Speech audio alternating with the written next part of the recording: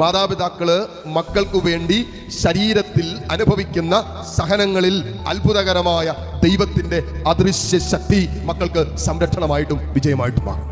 അതുകൊണ്ടാണ് അല്പം വില കൊടുത്തൊക്കെ മക്കൾക്ക് വേണ്ടി പ്രാർത്ഥിക്കണമെന്ന് പറയുന്നത്, അല്പം സഹനം എടുത്തൊക്കെ പ്രാർത്ഥിക്കണമെന്ന് പറയുന്നത്. അതുകൊണ്ടാണല്ലോ പരാജയപ്പെട്ടുകൊണ്ടിരുന്ന ഒരു ഇസ്രായേൽ ജനം, യുദ്ധത്തിൽ പരാജയപ്പെട്ടുകൊണ്ടിരുന്ന ഒരു ഇസ്രായേൽ ജനം മോശ കരങ്ങൾ ഉയർത്തി സഹനമെടുത്ത് വേദനയുടെ നടുവിൽ പ്രാർത്ഥിച്ചപ്പോൾ ദൈവത്തിന്റെ സാന്നിധ്യം, മാലാഖമാരുടെ സഹായം ഇവർക്കായിട്ട് ദൈവം ഇറങ്ങി പ്രവർത്തിക്കുക, ഒരു അദൃശ്യ ശക്തി ഇറങ്ങി. നമ്മുടെ കുടുംബങ്ങളിൽ നമ്മുടെ മക്കൾ പരാജയപ്പെടാതിരിക്കാൻ വചനം പറയുന്ന കാര്യമാണ്, കുടുംബത്തിൽ മാതാപിതാക്കൾ മക്കൾക്ക് വേണ്ടി കരങ്ങൾ ഉയർത്തണം, കരങ്ങൾ ഉയർത്തണം.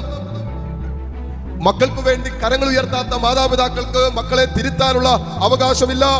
മക്കള് ഏതെങ്കിലുമൊക്കെ തെറ്റ് ചെയ്യുമ്പോൾ, മക്കൾ ഏതെങ്കിലുമൊക്കെ വഴിവിട്ട ജീവിതത്തിലേക്ക് പോകുമ്പോൾ, മക്കള് ദൈവഹിതമല്ലാത്ത ജീവിതാനുഭവങ്ങളിലേക്ക് സഞ്ചരിക്കുമ്പോൾ ആ മക്കൾക്ക് വേണ്ടി കരങ്ങൾ ഉയർത്താത്ത മാതാപിതാക്കൾക്കും മക്കളെ ആ അനുഭവത്തിൽ തിരുത്താനുള്ള അവകാശമോ ആത്മീയ അധികാരമോ ഇല്ല.